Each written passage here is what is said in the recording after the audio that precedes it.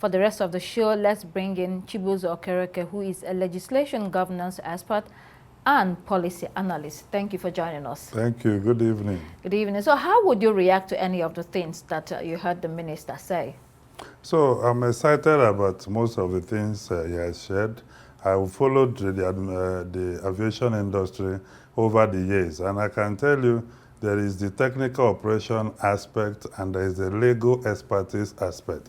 And all we have seen over the years is that we've been, having a serious gap with the legal competence aspect of running our aviation industry, because almost everything about aviation is law, legalese, conventions, treaties, agreements, like the bilateral air service agreement we have had for years, and Nigeria never exploited our rights, within the BASA agreement. It has been ceded to other people, to enjoy. So we also saw the issue with the Abuja second runway, how they've been having battle with the ministry until he came in and then moved that discussion to the FCT minister, who is actually the landlord and has, the right for land allocation, and that was, resolved. And we are seeing the effort to deal with the Cape Town, convention and other issues. Because before now, it's always thought about infrastructure concession, which we know always have political dynamics. And we have never addressed the issue of trust, because we don't have the capital, we don't have the financing. Most of the people with license, it's difficult for them to access this aircraft. And then we had the issue of players in the field who are not able to give investors confidence. Right. And he mentioned that issue about how they resolve with the judiciary, and now we have a standard operating procedure of how aircraft can come in and get withdrawn. Yeah. Apparently, the minister has ambitious grand plans. Some of those things he has achieved, some of them are in the works.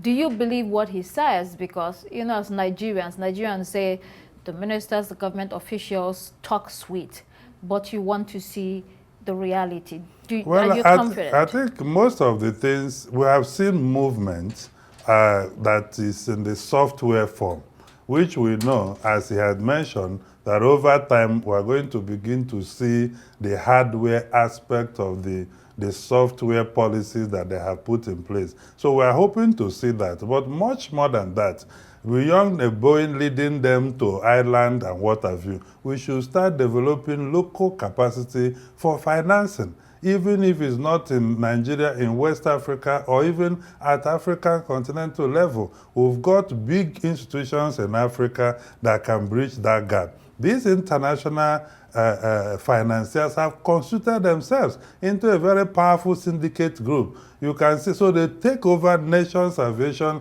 industry, help you finance it, and they can walk back most of the agreement. At that time, you wouldn't even have a choice, because if you lose the aircraft, your airspace is going to suffer for it. Other people will take advantage of the routes you are not, covering. And this is the part of the challenge. So I would say that beyond the fact that he's been able to address the legal aspects of the gap we had in the past, let us now begin to develop local capacity. As he said, he's been called the Minister of Local Aviation and Aeronautics, yes. Aeronautics development. And one thing he mentioned that is very interesting to me is the idea of developing the non-aeronautical aspect of our aviation. Very critical. It's not happening in Nigeria yet. This is what we see in other, airports around the world. I believe, I hope that the concessional effort being done now will not be hijacked by the politician, because this has always been the issue. So he will have to discuss with the president and say, for once, let us see how we transform that sector sincerely and truly. How significant is the aviation sector's contribution to the economy? Very significant.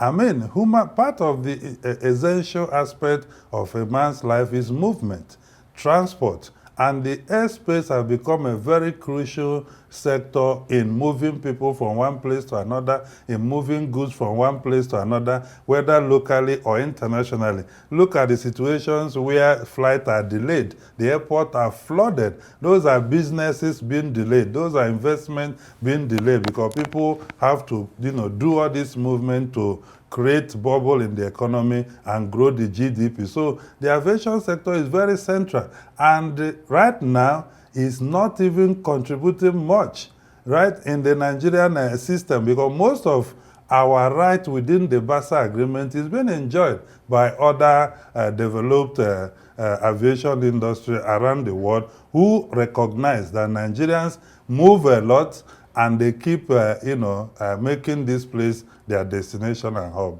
Well, the minister mentioned that he talked about those BASA agreements, the reciprocity, because it is important, that it's not one way. But how important do you think regional cooperation is among, let's even start with West Africa?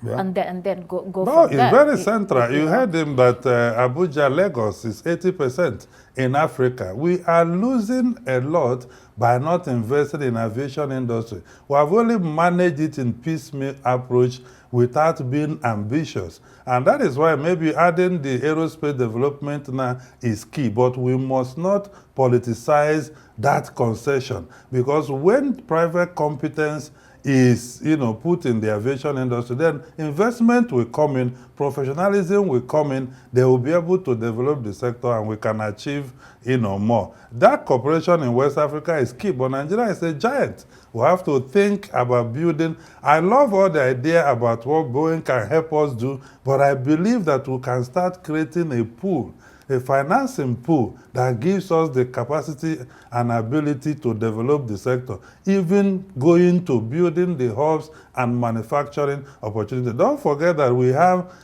China Exim Bank loan for airport modernization that we are paying back now. So we need to transform that industry to be able to meet up the demand of that loan. Hopefully, the minister is listening. You have to develop yours because, look at insurance, for instance. You're buying the aircraft, you're compelled to use the insurance companies, whether it's Lloyd or Lufthansa Technique for maintenance and all of that. It's an industry that is controlled by other people. With a lot of value chain. So right. If you cannot manufacture, you can begin to look at developing manpower for the industry.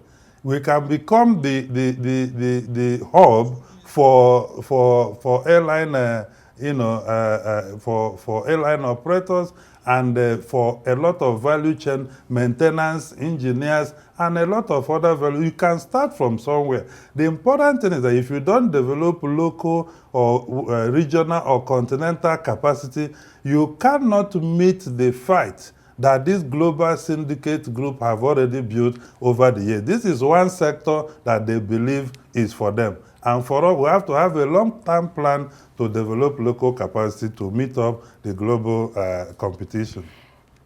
In a few seconds, when was the last time you flew? What was your experience and what was paramount on your mind? Last week, I was in Asaba. Although the flight from Abuja to Asaba was delayed for a few minutes, but the one coming back from Asaba wasn't delayed. The issue is comfort, like you mentioned, passenger experience. We need to improve that. The experience in our airport with the internet facilities, with the other functional right. experiences you see right. when you travel outside. But there is hope for that industry, and I believe we can take it to higher levels. Chibuzor Okereke, great to have you. Thank you. Well, that's it for this edition of Arise Prime Time. Do join us again tomorrow from me and the entire team here in Abuja. It's goodbye and thank you for watching.